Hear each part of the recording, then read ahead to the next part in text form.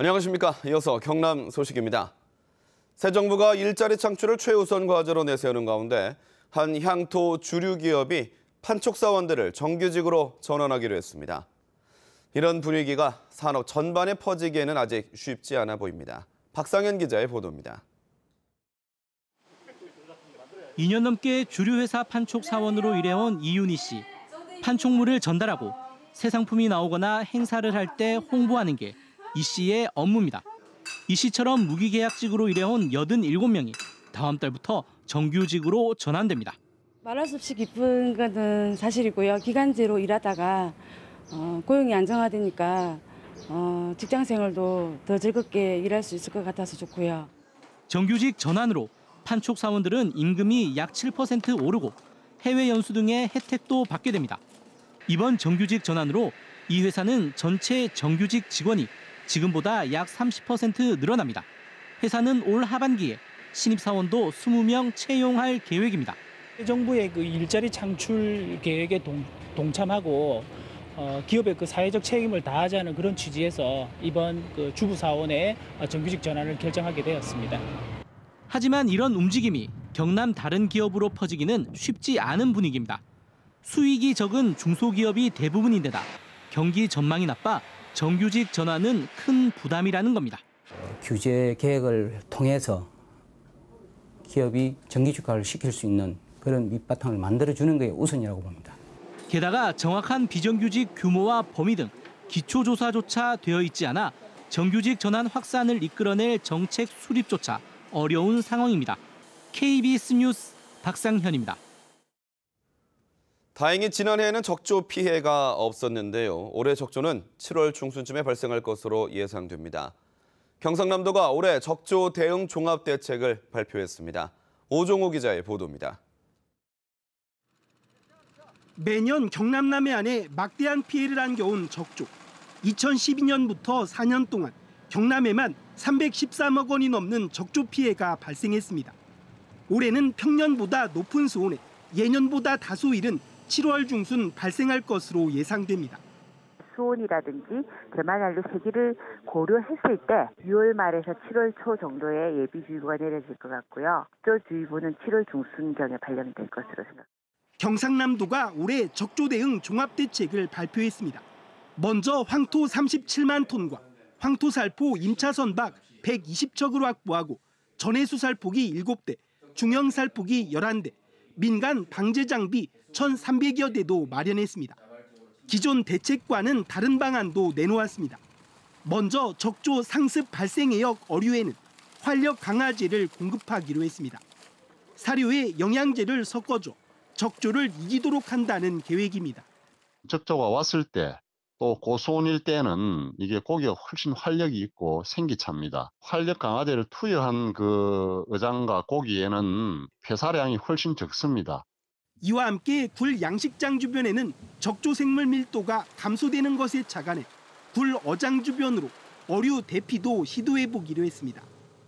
굴 어장 주변이 적조 생물이 조금 덜 나타나는 그런 현상이 있었기 때문에 저희들이 이제 이번에 그 적조가 발생한다면 그 양식장을 그쪽으로 이동을 해서 또 적조 발생 시 어민 피해를 줄일 수 있도록 현재 42%인 수산물재해보험 가입률도 60%로 높일 계획입니다.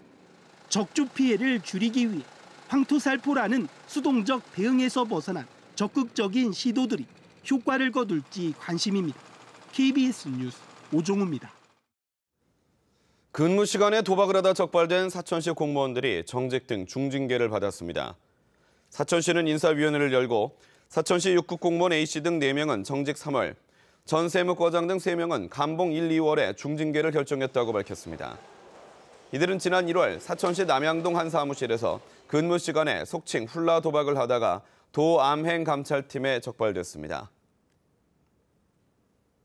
전통시장이나 축제장에서 혼잡한 틈을 타 어르신들의 목걸이를 훔친 일당이 붙잡혔습니다. 귀금속을 하고 복잡한 곳을 가실 때는 어르신들 특히 조심하셔야겠습니다. 오대성 기자가 취재했습니다. 시골 전통시장의 한 옷가게 앞. 길을 가던 남성들이 파란색 옷을 입은 할머니를 애워쌉니다. 할머니 옷 주머니에 안경이 걸렸다며 정신없게 만들고는 할머니 뒤에 있던 남성이 목걸이를 끊어 주머니에 넣습니다. 불과 10초 만에 금목걸이를 훔쳐 자리를 뜹니다. 할매, 잠바, 나 안경 걸리며 그런데 내 목걸이 싹 끊어가. 80인 넘도록 살아도 평상시 천이었는데 벌벌 떨리지 뭐. 피의자들이 범행을 저지른 장소입니다. 장이 서는 날이면 사람이 많아 무척 혼잡하다는 점을 노린 겁니다. 피해자들이 고령이어서 시야가 좁고 인지감각이 떨어진다는 점을 이용했습니다. 목걸이 등을 착용할 시에는 좀 옷 같은 것으로 가리고 부딪히거나 이런 사람이 있으면은 주의를 항상 하고 경계를 해요. 경찰은 4명을 구속하고 2명을 추적하는 한편 추가 범죄가 있는지 수사하고 있습니다. KBS 뉴스 오대성입니다. 영남권 소식입니다. 문재인 대통령이 4대강 사업에 대한 감사 지시를 내리면서 생태계 복원과 맑은 물이 화두로 떠오르고 있는데요. 부산 시민들 역시 큰 관심사인 낙동강 하구뚝 개방도 속도가 붙을 것으로 보입니다. 강지아 기자의 보도입니다. 지난해 8월 직접 낙동강을 둘러본 문재인 대통령은 청정 식수원 확보에 대한 강력한 의지를 표명했습니다. 낙동강 유역 주민들도 서울 시민과 마찬가지로 가장 깨끗한 수돗물을 마실 권리가 있다고 생각을 합니다. 이는 대선 공약에 고스란히 담겼고 대선이 끝나자마자 더불어민주당은 실행에 착수했습니다. 수질이 몇 급입니까, 국토관리청장님? 평균 수질이 얼마냐고요? 그걸 물어봐야 됩니까? 그러니까요. 서울 시민 같으면요, 이거는 난리가 나도. 환경부는 청정 식수원을 확보하기 위해 유해물질 배출량 조사 제도 등을 도입하고 낙동강 하구뚝 소문을 조기에 개방할 수 있는 방안을 찾겠다고 답했습니다. 바이러스 테스트를 통해서 조금씩 해나가면서 어떤 영향들이 있는지 또 그런 영향들이 있으면 그걸 그런 장애 요인들을 극복할 수 있는 방안들이 있는지. 낙동강 하구뚝 개방이 사실상 초읽기에 들어간 셈입니다. 정부는 하구뚝 개방을 전제로 즉각 대체 수자원 확보와 농어민 피해 등에 대한 신속하고 면밀한 조사에 들어갈 계획입니다. KBS 뉴스 강지아입니다.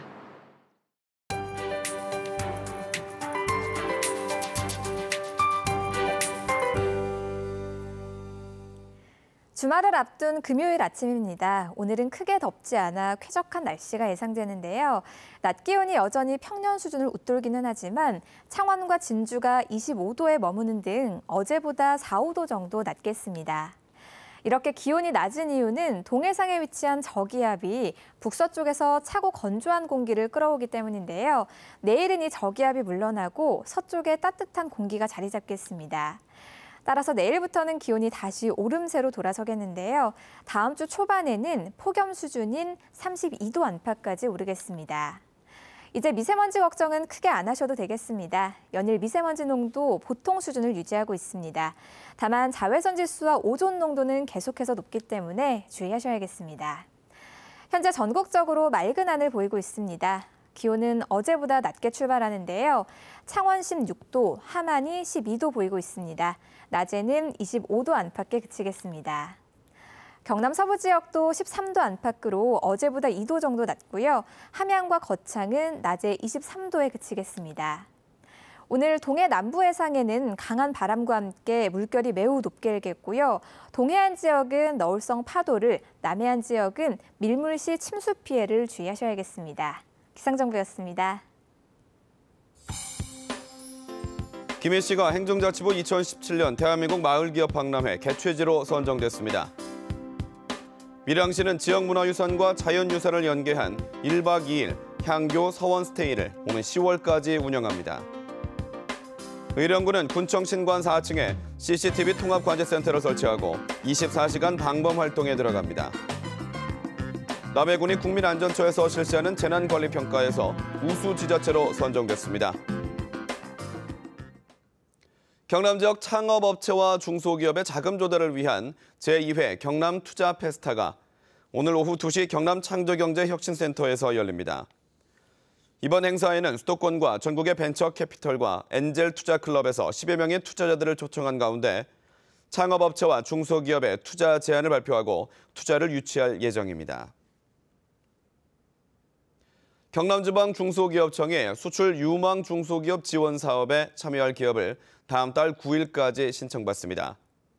수출 유망 중소기업으로 선정되면 수출 신용 보증료 할인과 금리 우대 등 모두 91개 항목에 대해 2년간 지원을 받을 수 있습니다. 신청 자격은 수출 실적이 $500만 미만의 제조업이나 서비스 업종의 중소기업으로 수출 증대 가능성과 기술력 등을 평가해 선정됩니다. 지난해 창원시가 발주한 관급공사의 임금 체불이 한 건도 없는 것으로 나타났습니다. 창원시는 지난해 발주한 종합공사 2억 원, 전문공사 1억 원 이상 등 모두 238건을 대상으로 조사한 결과 임금 체불이 한 건도 없는 것으로 집계됐다고 밝혔습니다. 창원시는 하도급 대금과 체불된 임금은 창원시에서 직접 지급하고 있습니다. 경남교육청이 올 상반기 맞춤형 학부모 교육을 오는 29일부터 오는 7월 초까지 진행합니다. 맞춤형 학부모 교육은 자녀 교육 역량을 강화하는 것을 목적으로 학부모의 요구에 따라 교육 내용과 시간을 결정해 수시로 진행됩니다.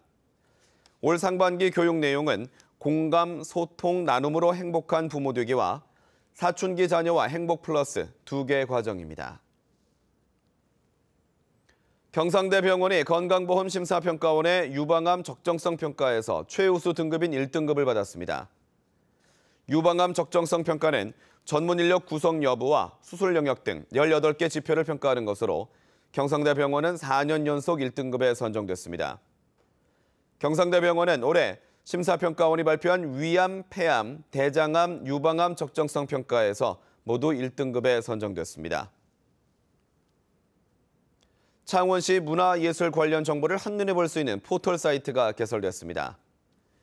창원문화재단은 창원시 문화예술 관련 정보를 보려면 각 시설의 누리집을 일일이 확인해야 하지만 이음 사이트가 개장하면서 시민 불편이 줄어들 수 있다고 밝혔습니다. 이 사이트에 회원 가입을 하면 자신의 문화예술 활동을 직접 소개하고 정보를 등록할 수도 있습니다. 사천시가 올해 말에 완공되는 바다 케이블카를 새로 설립되는 시설관리공단에서 운영하기로 했습니다.